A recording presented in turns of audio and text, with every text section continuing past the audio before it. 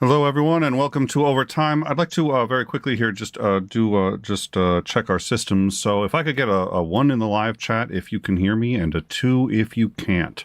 1 in the live chat if you can hear me, 2 if you can't. We'll just make sure that the sound is going good. So perfect. That was not expected. Before we start, my father, I talk about sometimes he was a tremendous influence in my life and an amazing human being. I think we all, of course, respect, when we don't all, let me rephrase that. Many of us respect and revere our parents. If we're lucky, we do. And but one of the things that he was interesting about was he never supported basically anything I ever did. He was also never against anything I ever did. His father was the 7th generation of doctors, the Soutter line, and I'm actually reasonably influential, really across the country, and in some cases in Europe, it's just Souters were just always doctors, and he decided he didn't want to be one, and he was basically kicked out of the family for choosing to be a lawyer instead. And he chose to be a lawyer instead because at least that was at the time still considered a profession. If he had chosen anything other than that, he was afraid that assassins. I don't know, but he was just like the best he could get away with was lawyer, so that's why he became one. And he didn't. So for that reason, he didn't want to encourage or discourage me in any activity, and I mean in anything. If I wanted to do sports, okay. If I wanted to do philosophy, okay. Psychology, okay. I'd like to become an engineer, okay. The only one he actually talked about ever was lawyer, and he was like, yeah, that's probably not a good idea. I mean, if you want to do it, okay, but other than that, so. One of the other things he used to say a lot was, don't compliment people in general, and don't say thank you very much if you can help it. Be polite and say thank you, yes, no, please, thank you. But when you tell people they did a good job, when you did this, when you did that, it raises expectations, and it's not, and it's funny. I've always thought that he was full of BS, and I learned later there's actually a lot of truth to it. I don't think it's as true as he thought it was, but there is a lot of truth to it. So what I'm going to say here is, I, for any number of reasons, I don't spend a lot of time, if I can help it, thanking people who work on the show. And in part, I think sort of along the lines of what my father did is like, yeah, you're welcome. I love working on this. This place is kind of a dump. What the fuck am I doing here? He should be thanking my ass. Have you seen the production values? Half the time Soutter broadcast, nobody can even hear what he's fucking saying. And the rest of the time, we're really pissed off that you can hear what he's saying. So, I think that was sort of his concern. And there is some truth to it. So it's tough to balance. But before we started tonight's show, I did want to say that in time, I'm the face of it, and I'm the one who usually speaks, and everybody knows, and all this other stuff. But Zandring's Joe's a volunteer, so Joe volunteers his time when he comes on the show. Zandring we do pay, but we pay him to stay off the air. We've been paying him since September 22nd, 2020, if I recall. I got to look at the thing. We've been paying him to stay off the air. It doesn't work. He comes on anyway, and he keeps saying if I don't raise his pay, he's going to come on even more. So we'll have to figure that one out. But everyone else is a volunteer, and there's so much work that goes into putting this show together. So I really do appreciate it, and I fear if I don't say that on air on occasion, people will start to think I don't. So that has to be said, and may or may not say that enough. Probably don't say it enough, but nonetheless. So thank you to the mods, the assistant head mod, the head mod, and everybody who contributes in ways large and small, because it is, without that, there would be no show. It's a shit ton of work going through the news, going through everything, trying to book guests and all this other stuff, and barely have time for anything else, and even that stuff. It's just there's a lot of people involved. So thank you all, and I hope it's a show you're proud of, and I hope to continue to live up to the responsibility that I think that means if I'm going to try to do this. So, having said all that, again with Zandring, I'm sorry, I can't. We've been paying him, and he still comes on. So we'll have to figure something out. So, anyways, all that aside, the President of the United States said that he would be putting a minority pick to fill the U.S. Supreme Court vacancy. During a stop in Fayetteville, North Carolina, he said, quote, I will be putting forth the nominee next week. It will be a woman. Conservatives, for the most part, were actually rather silent on the issue, but we do know for certain that Mitch McConnell, at least in privately, supported this decision very strongly, said that he wouldn't anticipate there'd be any real difficulties with the confirmation. He was expecting a vote, and that the appointment should, in fact, be a woman. That was the best thing to do at the time, and that there were, in fact, plenty of qualified women to fill the role. Senator Ted Cruz supported the decision, saying that the new judge he expects will probably be nominated within a week. Both Mitch McConnell and Cruz said that they considered a number of women, but in particular Barrett, to be amongst their favorite on a list of top 20 potential female nominees. They also said that they supported Barbara Lago, I think that's correct, and Allison Jones Rushing, who actually clerked for both Clarence Thomas and Neil Gorsuch. So, thank you, Titan. That should cover it. So a lot of experience from all the female candidates across the board. That was, of course, Saturday, September 19th, 2020, as then President Donald Trump was attempting to fill the vacancy left by the death of Justice Ruth Bader Ginsburg. Last week, President Joe Biden reaffirmed his commitment to appointing a black female justice to the U.S. Supreme Court, and the Republican Party in this country lost its collective fucking mind. Senator Ted Cruz said the decision was offensive, a slap in the face, and an insult to all Americans, especially the 93% of Americans whom Biden was declaring ineligible either because they were white or male. While Sean Hannity said that there has never in the history of this country been a president who made race or gender a determining factor in selecting a Supreme Court justice. Matthew Harris, 31, a former lecturer at UCLA, has been taken into custody after a standoff at his Boulder apartment complex. On Monday, he emailed an 800-page manifesto, including a number of threats, and posted videos threatening violence against the school and against a number of professors in the philosophy department. Having spent most of my time in a philosophy department, I guess I do understand the sentiment. We philosophers do have a tendency to draw a lot of aggro, but this was probably, having said that, I always said nobody hates anybody like they do a philosopher, and everybody dislikes philosophers. I shouldn't joke, but it seems so esoteric. It's the philosophy department that this guy's pissed at. Okay. He did say on one of the letters, he said that he would, quote, hunt and kill one professor in particular. All campus classes were canceled on Tuesday, and there's been most of the schools have been working remotely. The chief of the Los Angeles police says that he believes Harris was in fact planning, quote, planning for a mass violence or shooting event at UCLA. A philosopher at a philosophy professor at University of California, Irving, was granted a restraining order against Harris last year after he threatened to, quote, put a bullet in her skull. He had been a lecturer at UCLA, but was placed on leave after sending a video with pornographic content to one of his students. The UCLA campus did, in fact, suffer a shooting in 2016. A former student murdered his own wife in Minneapolis, then traveled to UCLA, murdered an engineering professor who had been described as this man's mentor, before killing himself. We're also learning a lot more about a story that we brought to you last week, when we learned of an executive order which had been drafted proposing to use the National Guard to seize voting machines across the country and in states where Trump lost the vote, states and in counties where Trump lost the vote. We've learned now that this was actually not the first attempt that the administration had made to seize those machines. It was actually the second attempt. The suggestion that the Pentagon should send troops to take the machines came only after Trump had met with then Attorney General William Barr in the Oval Office and asked Barr to instruct the Justice Department to seize those machines. Barr refused categorically. After the Justice Department did not comply, they floated the idea of the U.S. military seizing these machines. And in yet another revelation we've just had, we learned that after Trump directed his personal lawyer, that after that one, we now have two, after that, there was a third attempt where he directed his personal lawyer at the time, Rudy Giuliani, to ask the Department of Homeland Security if they could take the machines in these swing states.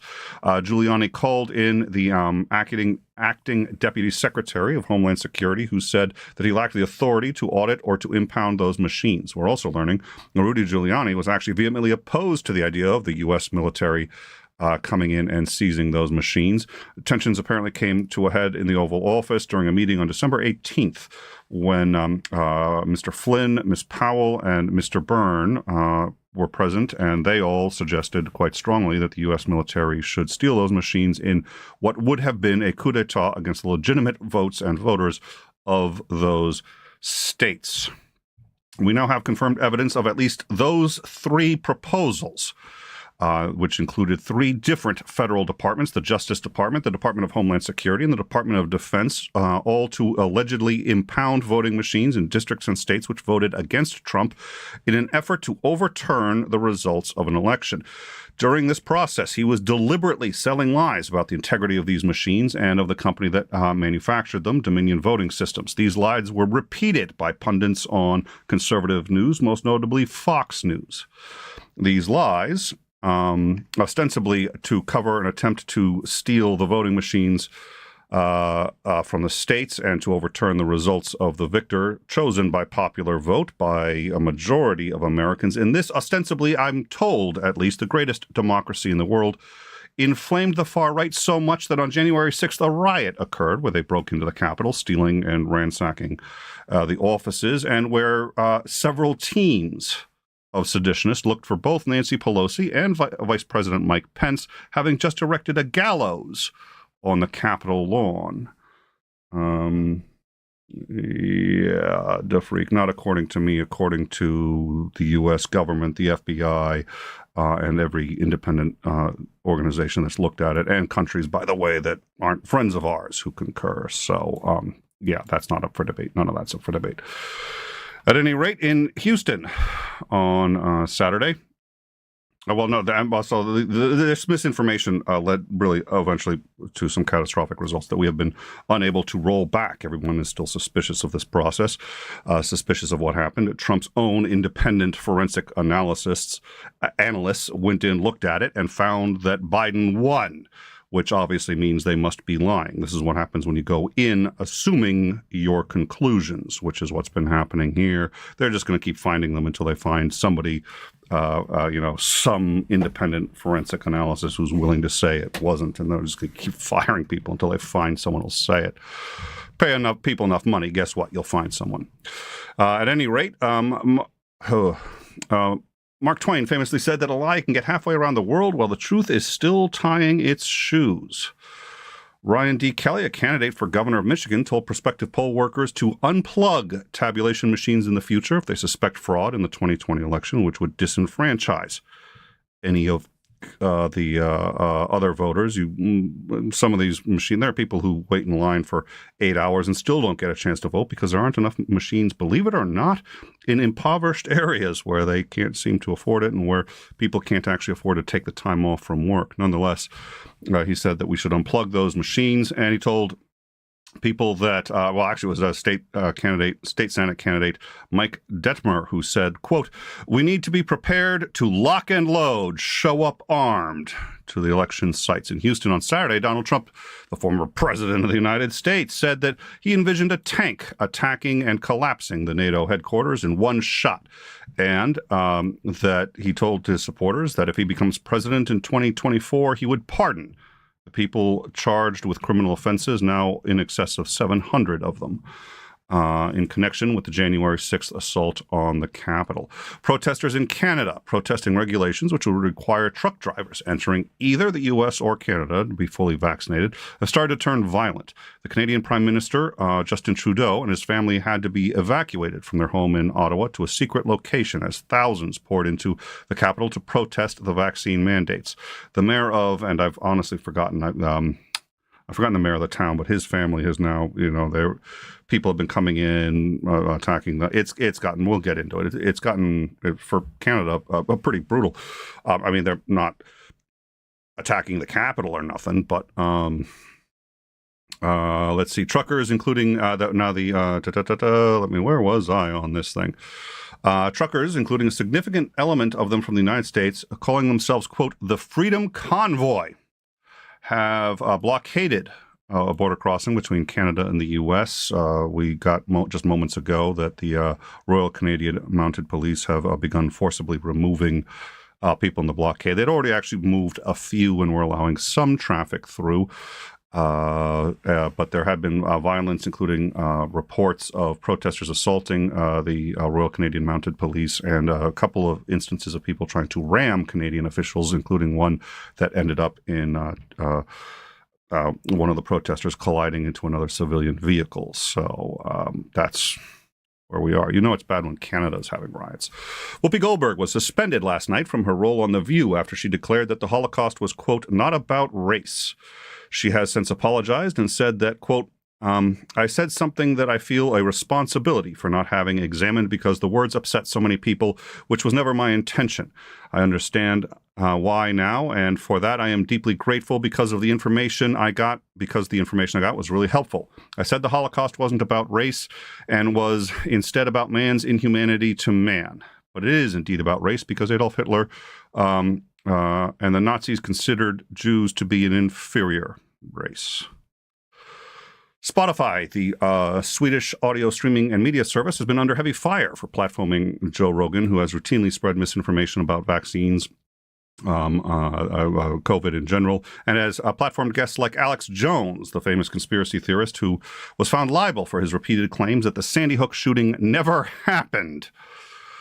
Recent episodes have included unfounded theories like social leaders are hypnotizing the public. No, that's YouTube content creators, but okay. Let's see, and that dangerous antiparasitics work on COVID-19, which, by the way, is a virus. On January 26th, Neil Young removed his music from Spotify for platforming Joe Rogan. This was met interestingly with at least on social media with a lot of scorn. I wish we hadn't gotten a chance to get a lot of them, but people like, oh, Neil Young, you got like 100,000 subscribers or something, and Joe Rogan's got 28 million. They're like, yeah, you're going to do a big thing. Well, it turns out when Neil Young talks, people listen. May not have been listening to his music, at least this generation, but they were listening to what he had to say. Joni Mitchell and other artists, including the E Street Band, which was, Bruce Springsteen's band, Iron Horse, and a number of others all started pulling their music as well. Prince Harry and Meghan, Duchess of Sussex, who have just signed a multi-year partnership with Spotify, have said that they are now experiencing, quote, concerns over the company. And stock of Spotify fell 12% in the first week and 26% since this started on January 26th. Spotify CEO Daniel Ek said that the company was, quote, trying to balance creative expression with the safety of our users. Rogan has stated that he will agree to have on, quote, more experts with differing opinions right after controversial ones. Also today was released video footage, and we're going to play this. This was a dash cam footage from the guy who did it, who apparently said cops asked him for the footage, and he said, sure, take it. So let's see. It was this incident was a road rage incident last year, June 21st. Jamal Allah. Where's the right one? Sorry, Jamal Allah Akbar Ahmed bin Hussein from Saudi Arabia, who has, his family at least has ties to terrorist organizations, was involved in a road rage incident on the southbound lane of Interstate 95 near 135th Street. This footage was actually taken from his own dash cam. It is, trigger warning, it is shocking. Everybody walked away from this incident, so we'll start with that. But what ended up happening was he changed lanes, cut somebody off. The person he cut off honked at him. He got pissed about that, said, fuck you or fuck you. You'll hear it. You'll see it. We have it. And then hit his own brakes hard. The other guy nearly rear-ended him, then tailgated him for a moment and tried to pass. And we'll watch that video. So give me 1 second here.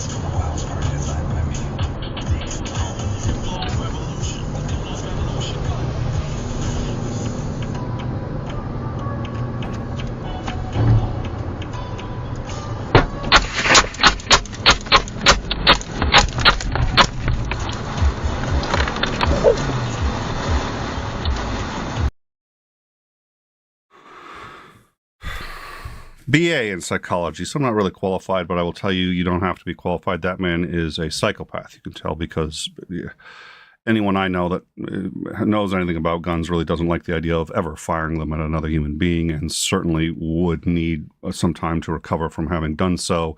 For this guy, it was no real different than sipping a latte at Starbucks. Having said that, I did want to let's see. That was Mohammed. He was driving a Chevy Cavalier. Yeah, abruptly changed lanes, cutting the driver off. Victim honked his horn. Mohammed could be heard shouting "fuck off" before slamming on his brakes.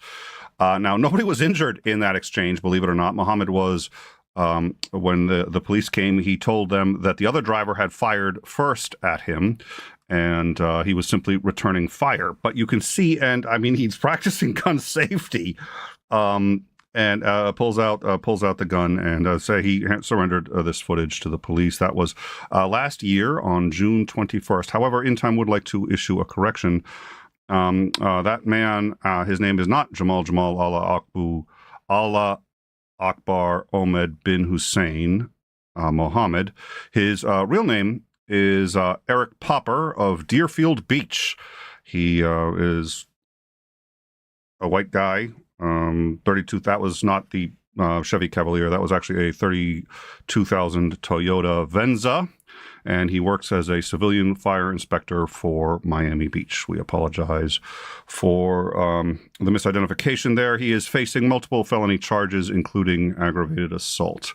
Amnesty International has said they're going to publish a report accusing Israel of apartheid for the last 55 years for what they call an unjustified occupation of Palestinian land. Israel has called on Amnesty International not to release the report, calling it, quote, false, biased, and anti-Semitic, and has said that these are the same allegations that have been shared by multiple terrorist organizations across the world. Foreign Minister Yair Lapid, I think it is. I apologize if I got that wrong. I suspect he doesn't watch the show, but I still do apologize. Let me just correct this really quickly. Let's see. He did add, however, that, quote, Israel isn't perfect, but we are a democracy, committed to international law, open to criticism, and with a free press and a strong and independent judicial system. The International Criminal Court is already investigating possible war crimes by both Palestine and Israel, especially but not limited to the last year's war in Gaza. Meanwhile, Moderna's COVID vaccine has now been fully approved by the FDA for people over 18. It had previously been approved only for emergency use, and that, ladies and gentlemen, is the show for. Or that's the news from the last week or so. So what I'd like to do, Joe is not here, so we will be discussing a few of the things that we saw here. I'm going to probably,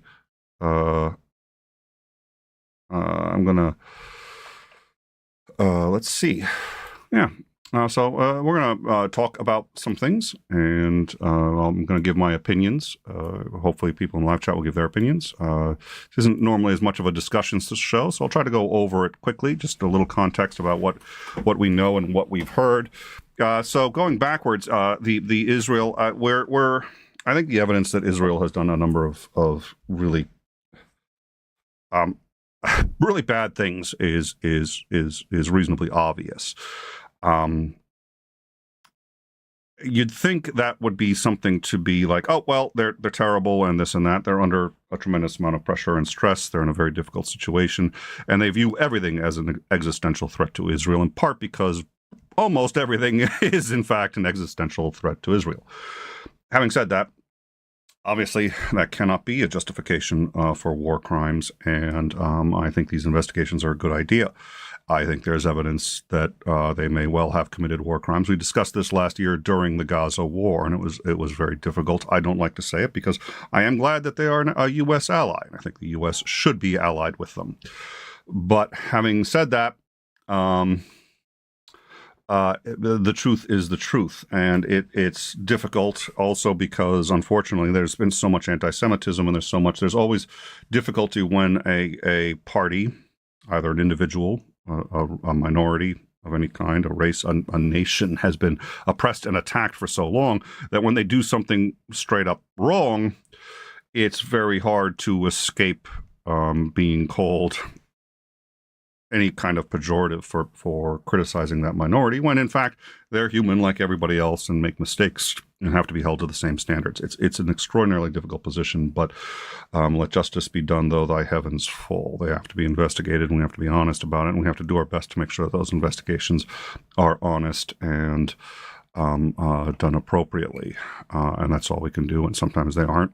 I don't think that's the case here. It looks to me like some shit's been going on, so we'll deal with it. But the only way to deal with it is with the what is it? This light is the best disinfectant, and it goes for the U.S. too. I've never, hesitated to say that the U.S. shouldn't be held accountable for everything from Abu Ghraib to any number of atrocities that we have absolutely and irrefutably committed. Doesn't mean I'm a hate America first crowd. It means I'm a love justice first crowd.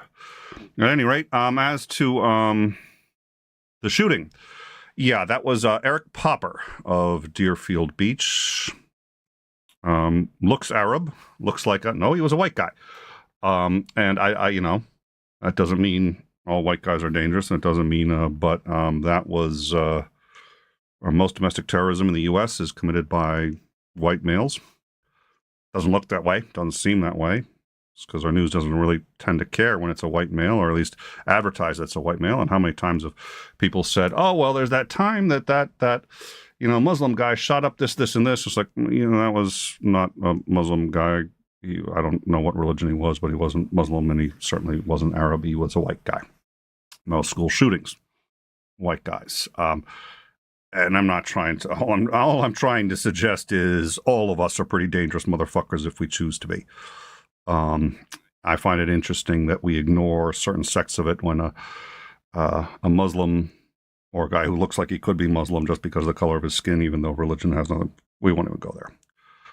Shoots up a place, it's because he's a terrible human being from a terrible religion who wanted to just murder as many people as possible. When a white guy shoots up a school, it's because he's a complex individual with serious mental health problems who is suffering at the hands of both a failed mental health system and a legal system that allows bad guys to get far too many guns. I'm a little sick of that kind of thing, and I think that doesn't do anybody any good. And will actually get me to talk about one other subject, which may end up, that subject will be maybe appropriate next week. So, in fact, I'll stop to say that right now. Speaking of things my father said, I think I was 8 when my father first told me what was the greatest thing to ever happen to men in this country. Because there is something. There is something that you can say when this happened. The lives of men, we're just going to talk about men for a second, in this country, was made better. It was the emancipation of women, which hasn't completed. There was some hyperbole there. It's not done yet. But he said the acceptance of the general acceptance of the notion that women are equal to men was the greatest thing ever to happen to men. And he was right. He was absolutely right. Why? It's very simple. Let's ignore the fact that, and I train dogs, right? And the first thing you learn when training dogs, which are not to compare people to dogs, but they're an animal just like us. Dogs are a dog first and their breed a distant second. Are there differences between the breeds? Oh, yeah. But they're a dog first and their breed second.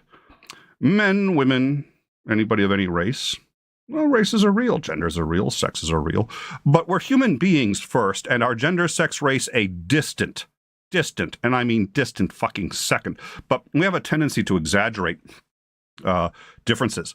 And when there's a lot of differences among us, yeah, we'll focus on the big ones. But as the funny thing is, as the differences get smaller and smaller and smaller, we get more and more polarized over hair color or eye color or what.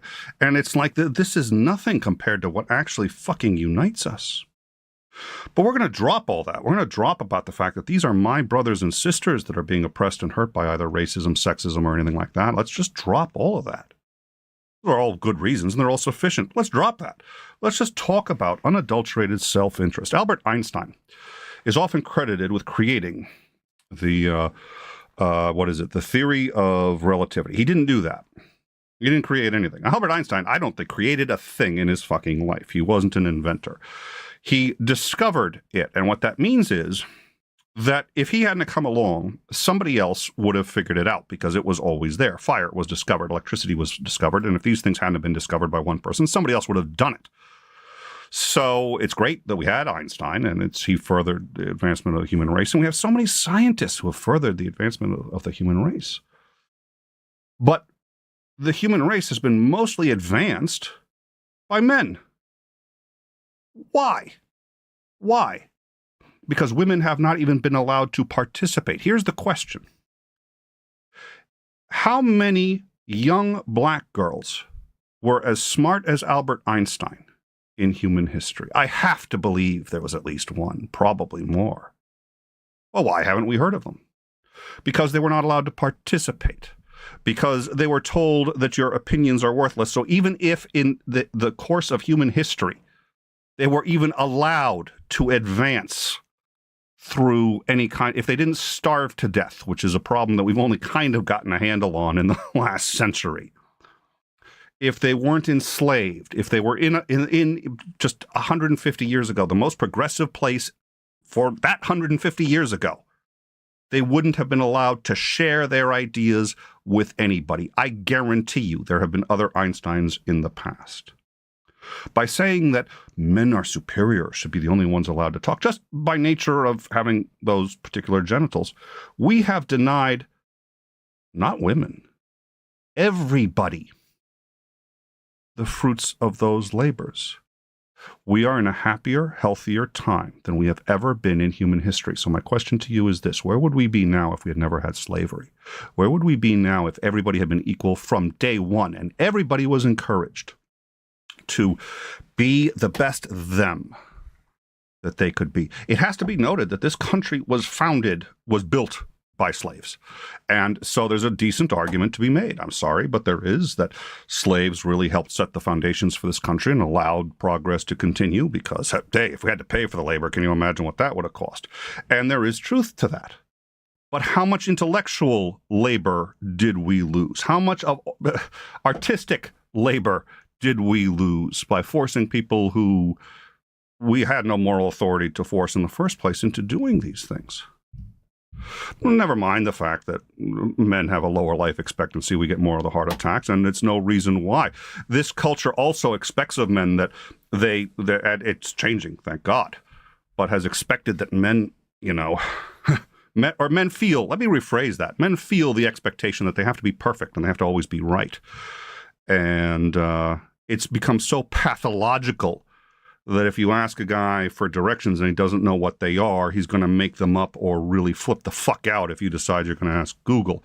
And that's not because men are fucked up. They're fucked up. Don't get me wrong. But that's because of this pathological pressure, or a pathological need placed from this pressure of you can't cry. You have to always be in charge. You can't show weakness, and all of life is a competition. All of life is trying to beat everybody else, and so we die faster. Of heart attacks, we die. You know what's going to end that? Sharing it all with everybody. Best thing ever to happen to men is the emancipation of women. It's good for everybody, so be a misogynist if you want to be. You should support all people being equal. So, why the hell did I get into that? Really, there was, well, and Maya says, okay, we can't allow equality. Rich people might have less, but yeah. Well, and there's always going to be inequality, by the way. There's always going to be inequality. There's no way to stop that. Marx tried to stop that. A number of people try to stop that. I don't think it's going to work, but I think you can always get closer. And again, there's more now than, to the best of my knowledge, at any time in human history, which is when you double down on that progress and say, see, this is what we need to be doing. And now that we have more, the difference is that we have are magnified and they explode, and we sit there and say, "Oh my God!" And even the slightest, I had heard an argument that things are worse now for women than they've ever been because there's been this backslide. I was like, oh, I do think that's a little hyperbole, and that doesn't mean that we need to. No, this now is the time to double down and get even more progress.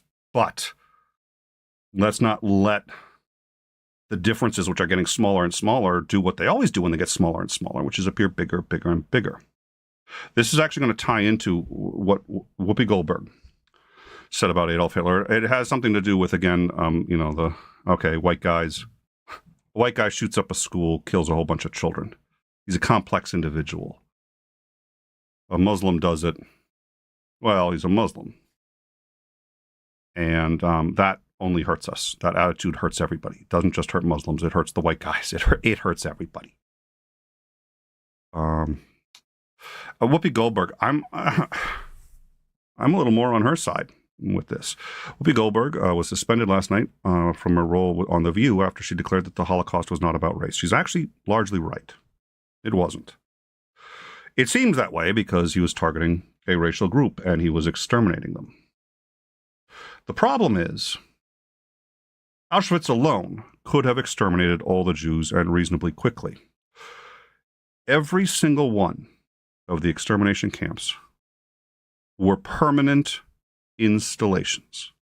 These were not designed to ever be dismantled. With one of these concentration camps, he could have killed every Jewish person in Germany in 6 to 10 years. He was building more. He was expanding them. And these weren't tents. He could have done it with tents. He could have built them faster and gotten started sooner with tents. He didn't. The overall capacity of these things, and I forget because I haven't looked at it, but the overall capacity of these things was about 4 million people a year. So once they were at full capacity, by the time they were at full capacity, all the Jews would be gone. So what the hell was he doing? Speaking mad, he wasn't going to stop at the Jews, and he wasn't going to stop at the gays, and he wasn't going to stop at the atheists. He was almost certainly going to go after Russians. He was then probably going to go after, and he was going to go after, this was eugenics. Racism and being about race is a part of eugenics, but eugenics is even worse than that. There are racists who aren't eugenicists in the strictest sense.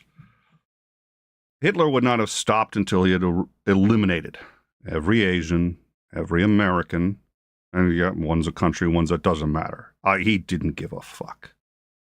And as the war ended, I'll point out one other thing. As the war ended, what did he do? When it first started looking like he was losing, what he should have done, and excuse the bluntness, I'm just speaking in terms of a military strategy, stop killing his own people. Enslave the Jews, have them work for your armies as Oskar Schindler pretended to do. Build real Oskar Schindler plants, set the kids to work, make weapons, make ammunition, force them to fight for you. It's not easy, but it's doable. And then once you've won, go back to killing them all. Why didn't he do that? I think Hitler's motivations were even darker than just wiping out the Jews. And I think if you sit and talk to a historian and somebody who's really taken a look at him, you are going to yearn for the Hitler who just wanted to wipe Jews off the face of the planet. I don't think that's who this guy was. And I think he had far darker plans than just race. So I understand why Whoopi Goldberg got into trouble for what she said. And I do understand it, and these kinds of things have to be nuanced. And this is one of the reasons I tend to also be against cancel culture, because I think if you think this was just about race, you are underestimating just how evil that fucking person was. It wasn't. And while there's no real writings to suggest that it wasn't, I think if you pay attention to what he did, how he built those structures, and what they were actually intended to do, he was just getting started, and the evidence for that is irrefutable. It wasn't about the Jews. They got the brunt of it because he managed to be stopped before he could go any further. And I don't think acknowledging that is an unwise idea. I am sorry that Whoopi Goldberg paid the price for that, but I think she had a point. If she wants to recant that, that's fine. I understand why that too, because this is not a country of nuance, and what she said can be really offensive and for very real reasons. So I'm going to skip the protests in Canada. We all know truck drivers are troublemakers. We have plenty of evidence supporting that.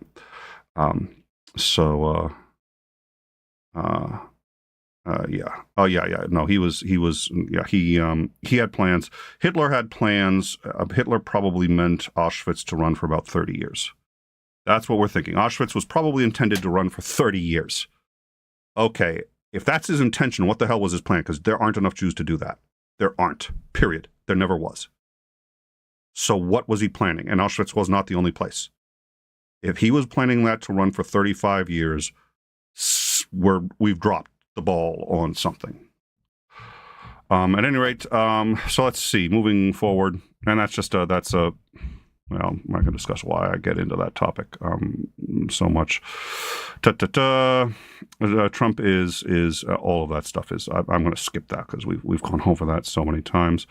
I think all that's left, and I know there was one other reason I sort of wanted to bring that up. I know we're going to end up talking about Jordan Peterson next week. I'm sure that's not going to be controversial.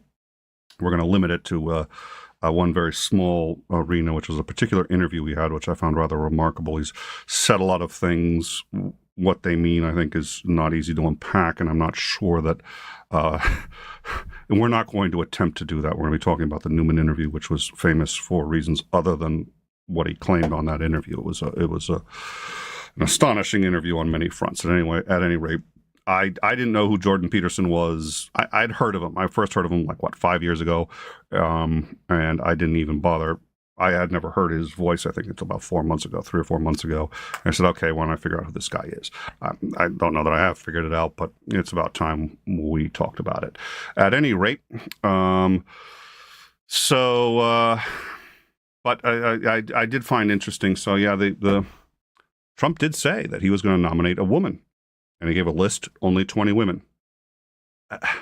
Most of the conservatives didn't hail this as particularly awesome, but they didn't object either. And Cruz said, "Hey, this is a good idea." And I think he picked Barrett, who he said was his choice. McConnell did roughly the same thing, and privately, in several conversations, McConnell said this was a great idea, but only because he wanted to try to get more women into the conservative fold. I don't think he gave a shit outside of that. But now it's a black woman, and they're saying, "Oh, there's a problem." Now there's any number of reasons. My deep, profound desire to straw man the right leads me to say, well, we've added the word black and we've lost all the support.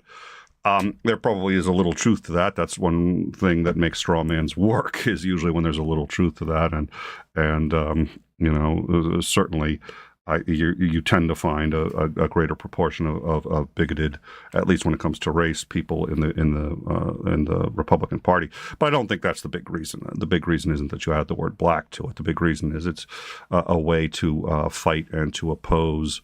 And I think Joe just called in, so I'm gonna let Joe in a minute. So Joe, I assume you're listening, so I will bring you in a minute. Let me finish my rant, and we'll bring you in. I'll send you a call in a sec. So. We always question the motives of other people when we do something right and just and good. Hey, aren't we special? Of course, the conservatives weren't really proud of it themselves. And then when the other side does the same thing, well, it's because they're seeking votes and being disingenuous. I think the notion, and I think I failed. No, I did mention this. Tom Cruise basically said that, when the Republicans did it, he's like, hey, great, we're putting up a woman. When the conservatives, when the Dems do the same thing, it's a slap in the face and an insult to 93% of Americans. Get a fucking grip. It's really, every time I think I cannot despise Cruz much more, at least with McConnell, I've reached the point where I said, no, don't worry, I'll find a way to despise him more next week. With Cruz, I'm just like, oh, dear Lord. No, I haven't done a diplomatic misstep to kick off the Ukrainian war yet, but I did say that, and I misspoke. I think I said all human progress. I think most of scientific progress in human history was done by men, so I did say that.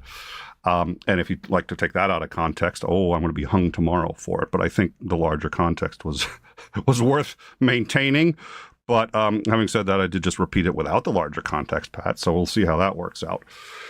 Anyways, yeah, not for lack of trying. All right, so we got Joe. So let me see what I'm going to do is I'm going to give Joe a call, and if he picks it up, if he's still there, I should connect him as soon as he picks it up. So let's see what happens. And who knows, that would require that this show had competent production, and I'm not convinced it does. So, no, somebody picked up. I can't see or hear him yet, and I did rejigger all of this stuff on the fly last night. Joe, you there? I don't even see his camera may be off. He may. I don't know what he's doing. All right, I cannot hear him. I cannot see him. I'm going to double check all the audio on my end. Yeah, that says he's getting my sound. So, could be lying to me, but it says he's getting my sound. I may not be getting the picture because I actually didn't set that up. He wasn't here. So let me turn on so that he'll at least be able to see.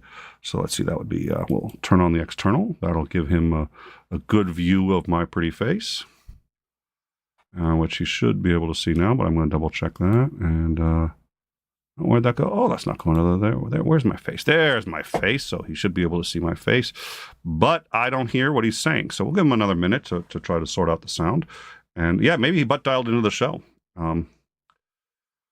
Yeah, no, Jake, no, please, no, we're not going to go down that road. We are not going to start competent production on this show. That would be off brand. I think we'd probably lose a lot of our supporters. So no, that's not going to happen.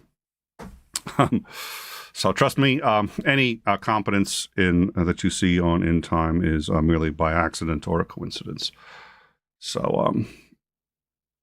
all right, this does say we are connected. I am not getting an audio from him. So let me check one other thing, actually, because, well, no, we did on In Time, we had some issues last night. And what ends up happening, this happens all the time, which is I end up jury-rigging something right in the middle of the show to try to, get something to work for that show, and then I forget that I changed settings, and then they get saved, and then the next day I can't figure out. So, but I've got no video, and I got no audio from Joe. So, Joe, if you can hear me, if you can do a sound check, and this will at least tell me if I'm getting sound from you. All right, we got no sound coming in. It's not that he's muted. I know with Xandering, it's that he's muted. It's that button right there. I just press that when he shows up. I was like, Xandering, your mic's off. What's going on?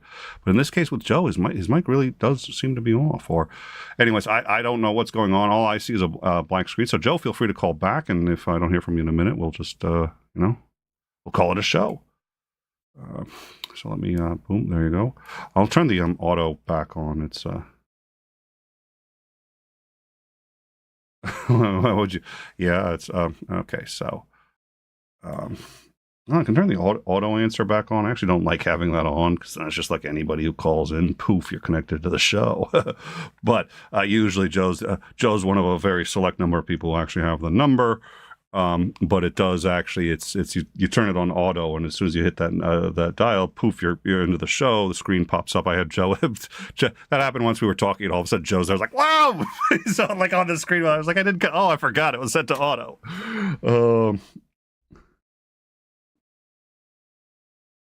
Calling it a show doesn't. Thanks, Xandering. Oh, Xandering. So what was? I'm curious. This isn't meant to really sort of put you on the boomer tech. I'm not a boomer, although I play one on YouTube quite effectively too. So Xandering, you didn't tell me. I don't know if you saw that video. I don't mean to put you on the spot. I don't want to. There's easy to take a lot of jabs at that and go kind of. And I believe me, I was tempted to do it earlier, but I think it's where I really am genuinely interested. That was. I think so. We talked about what every conservative liberal sees when they see a conservative, and it's that guy stroking his AR-14. But AR-14, okay, that time that was AR-15. But having said that, that's actually what they see, is that, everybody who's got a gun is going to do what that guy did. And I know it's a very small minority, and I think there are plenty of very good counters to that argument. But I'm just so you know, and I think you probably already do, that's what, he had the gun lock, he had the safe, he had the whole 9 yards.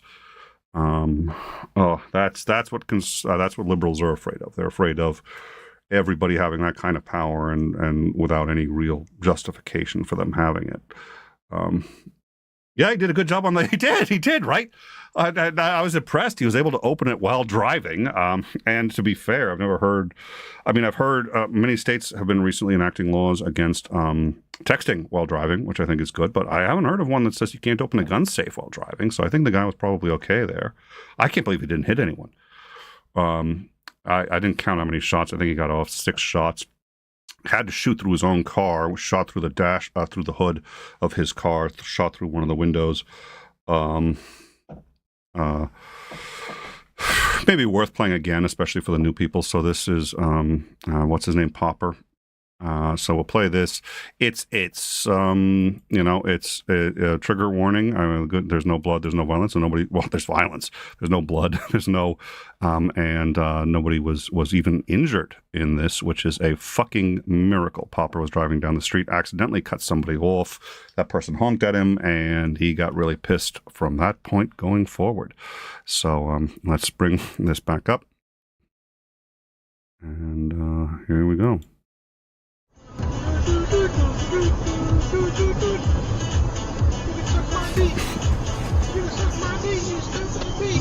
Oh my God.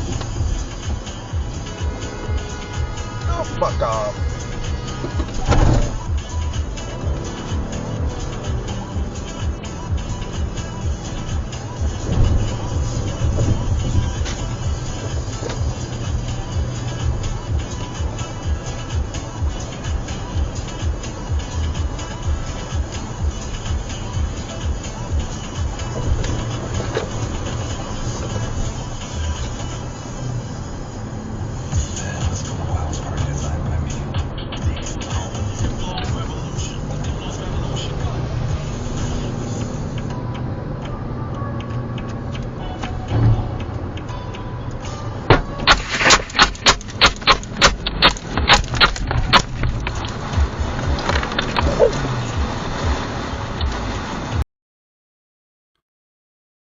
Yeah, I'm a little surprised he didn't hit the camera.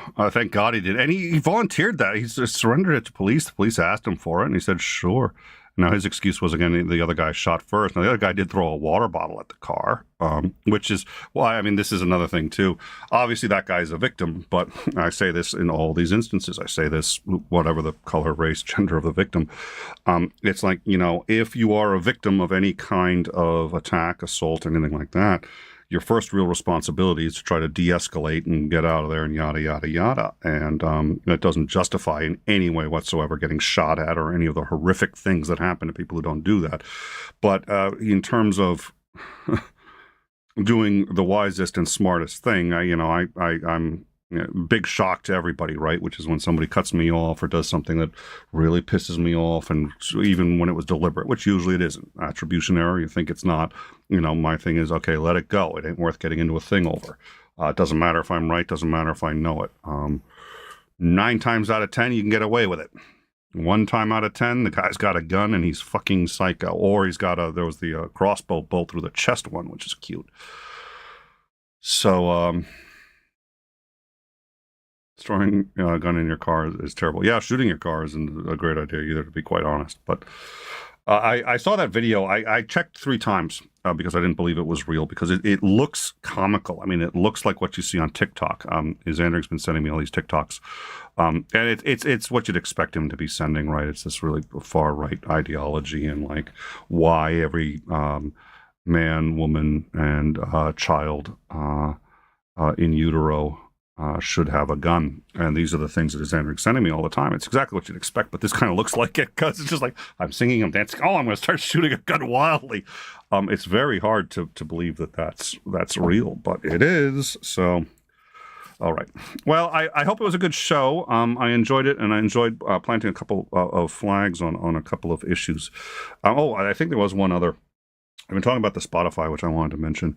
And I've been having a great discussion with Sinister Porpoise, who I think is brilliant and amazingly funny, and has been a big supporter of this show. So I'm a big fan of it. She's always got great opinions, and believe me, she ain't afraid to tell you what they are, which is a very good thing.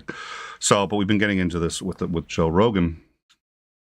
There are times when you have to cancel people in one way or another, but I think usually those times are so obvious that basically they're going to be canceled by the FBI or somebody knocking on their door.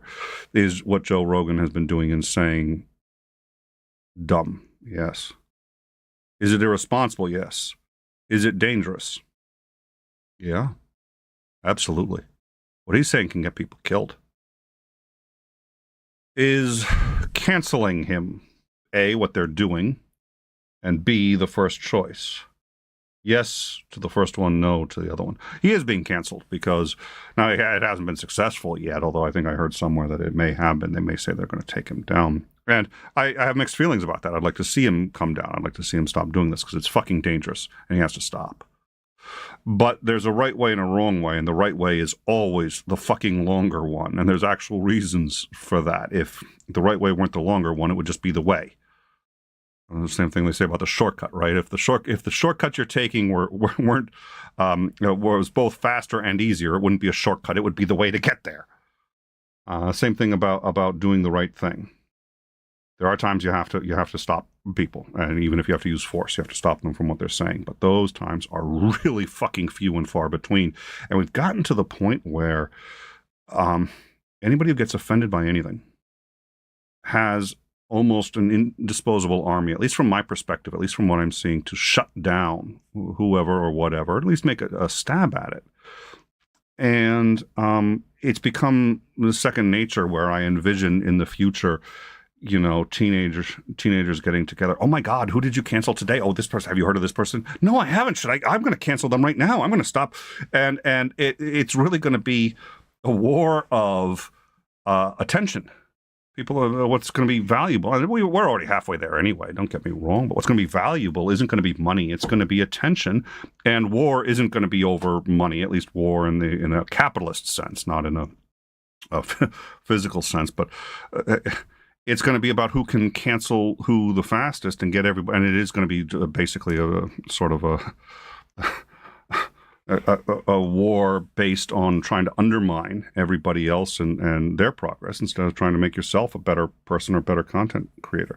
Joe Rogan has been saying dangerous things, and he's been using this cloak of, well, I'm just asking questions and I'm naive. I don't know he's got an opinion. We all know he's got an opinion, but he knows he's going to get his ass handed to him in a sling if he says it.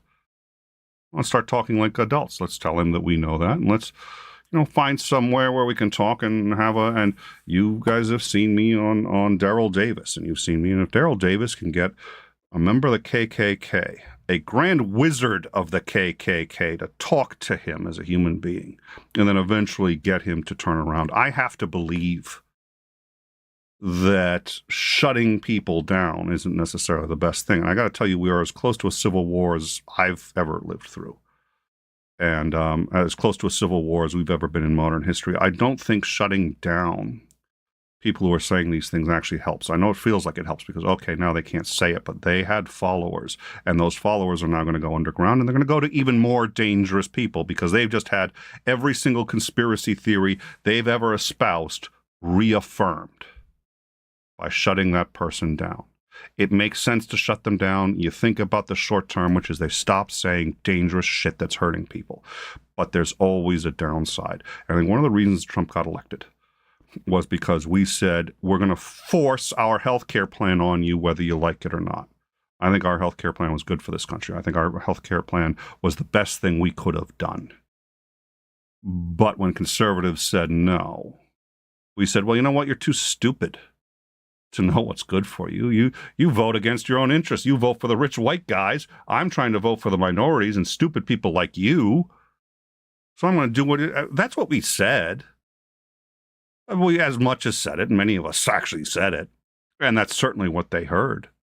And so the next time they got a president whose only qualification was that he pissed off the left, they voted for him. Doesn't matter that he was going to tear this country apart. They probably didn't think it would be this bad, but nonetheless, they really didn't care. And we can blame them and say that they're assholes for that too. But quite frankly, we might have done it if the roles were reversed. How do I know? Because we're humans first and our political party a distant second.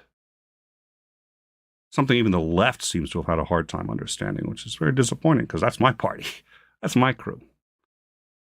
And since I believe that moderate Muslims have to speak out the loudest against the extremists, I have to speak out against some on the left like that. But enough of the lecturing. Thank you all very much for joining us.